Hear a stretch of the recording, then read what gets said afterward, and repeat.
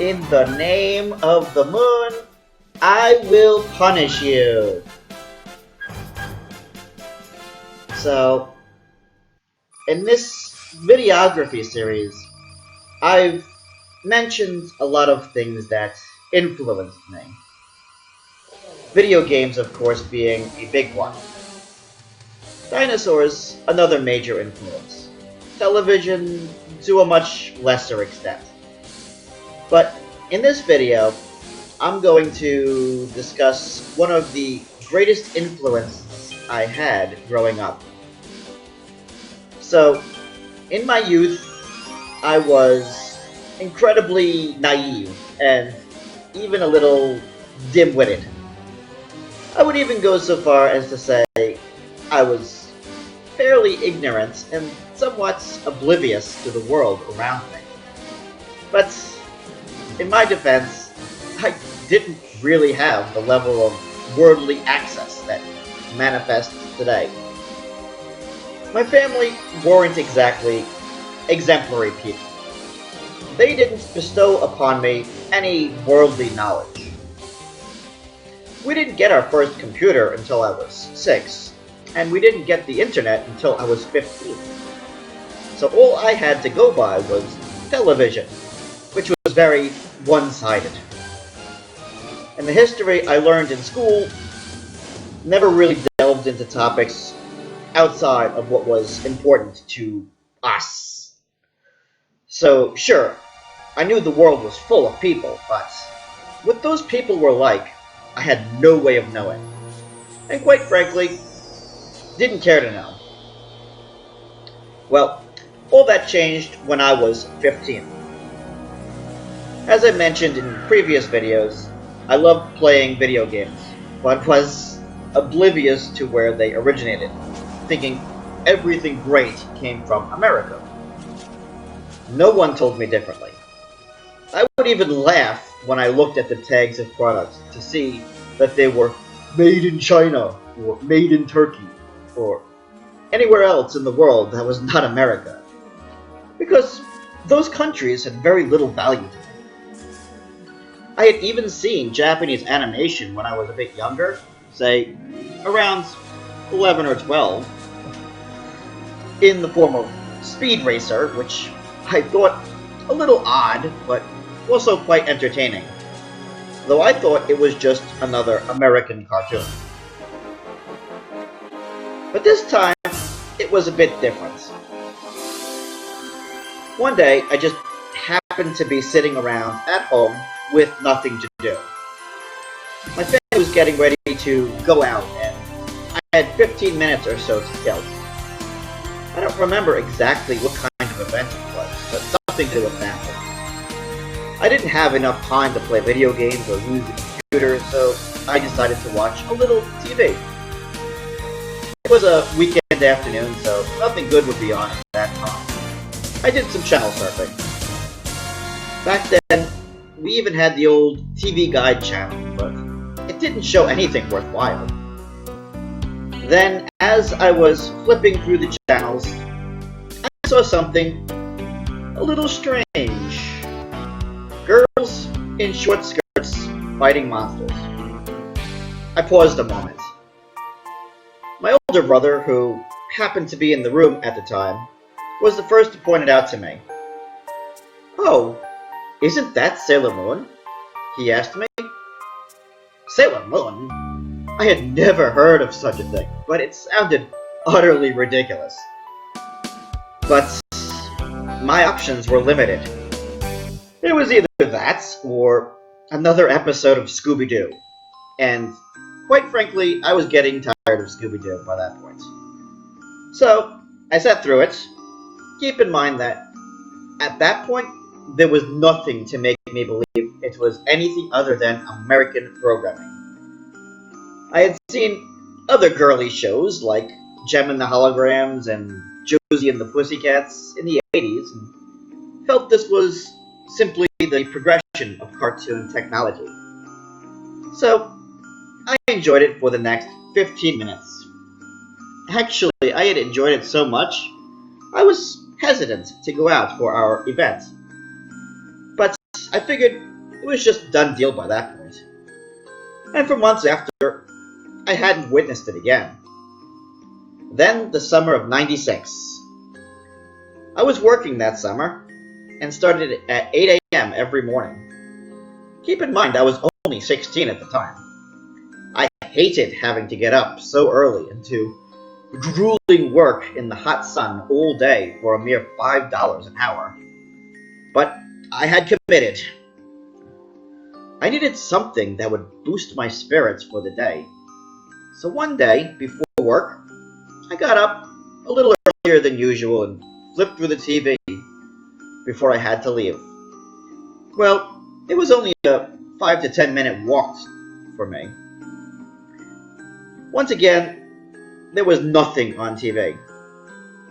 Cartoons were starting to fade into non-existence by that point in time, and that left only lame kid shows.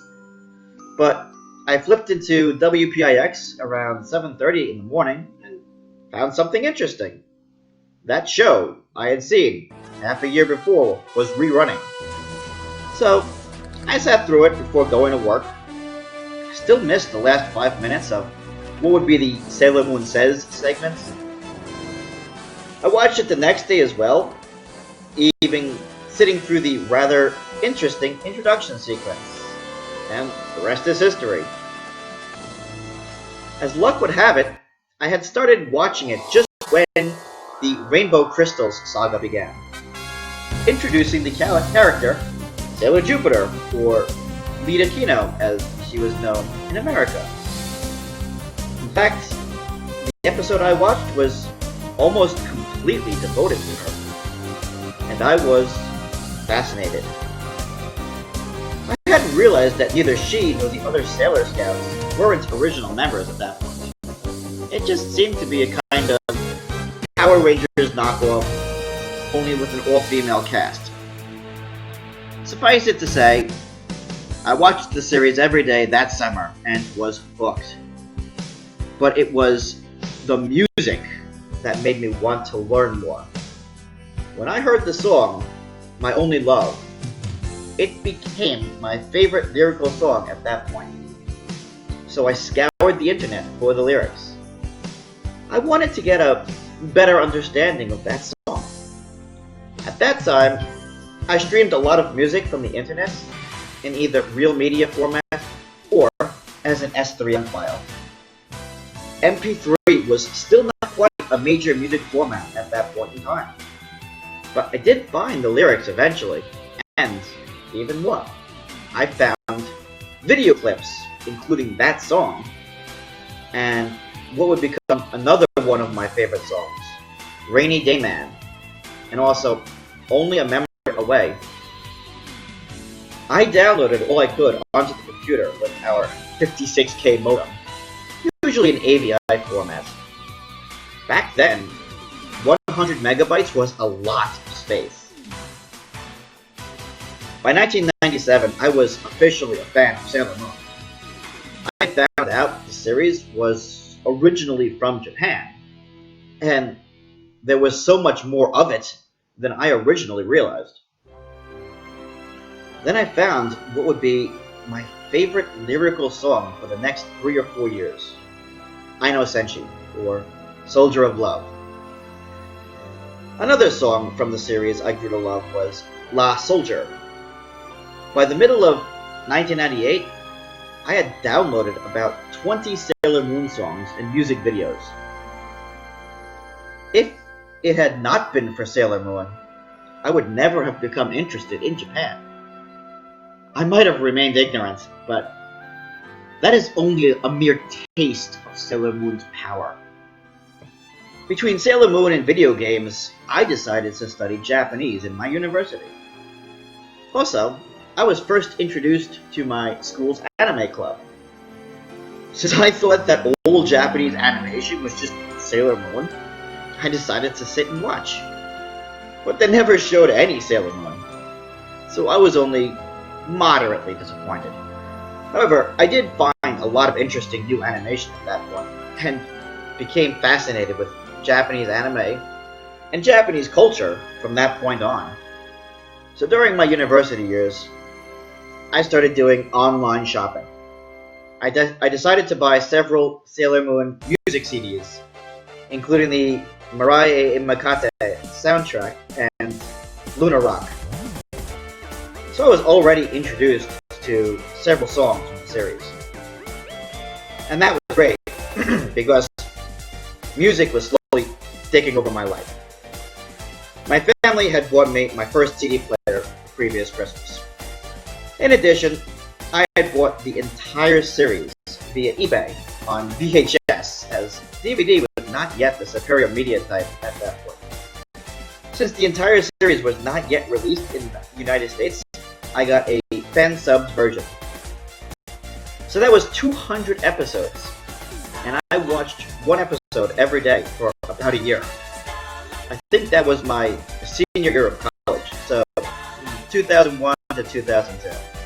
And I loved every bit of it. I was actually surprised how different this version of Sailor Moon was to the original Dick version I saw on TV. I also bought and watched all the animated movies and anime shorts, including Amy's First Love. It was by no means my favorite anime series, but my media collection continued. I collected about as much as I could at that point, so I figured it was time to move on.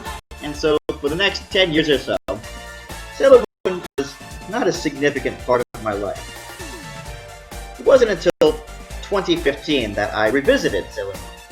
At that time, I was living alone in China.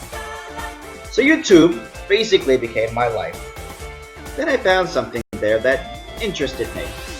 A Sailor Moon like no other. This time, it was live action. It was called Pretty Guardian Sailor Moon. And it was amazing and incredible. And completely in Japanese. So I got to fall in love with the series all over again. That lasted a few months. And a year after that, or about 20 years after first watching Sailor Moon, I came across another live-action, fan-made Sailor Moon movie, this time made in America. This was right before I left China for the first time. Then, when I returned to China, I watched the new Sailor Moon anime, Sailor Moon Crystal. That was in 2016. In 2017, when I was living in Japan, I visited Sailor Moon's neighborhood in Tokyo, Azabujuban. And that was pretty much the last time Sailor Moon had much significance in my life. What is Sailor Moon to me? Hope. Healing. The ability to go on even when there seems like there's nothing to look forward to. Sailor Moon has always been there for me when no one else was. Sailor Moon saved me. I would not be where I am today had it not been for Sailor Moon. So which character in Sailor Moon is my favorite? Well, that should be pretty clear. The Sailor Scout that I have the deepest affinity is for, of course, Sailor Jupiter, or Lady Kino, Kino Makoto in Japanese. She was the first Sailor Scout with whom I became acquainted. I also felt as though she was the most relatable, as she was also something of a loner outcast. Except I am neither tall nor strong. But we are both shy around the opposite sex. And her character color is my favorite. So there's that. And that about wraps it up for how Sailor Moon influenced my life. I hope you found this video insightful. If it would please you, please feel free to give the video a thumbs up and subscribe. Also, if you are so inclined, feel free to donate to my Patreon. Link in the description. Thank you again for your time. Much appreciated. Sailor Moon says, catch you next time!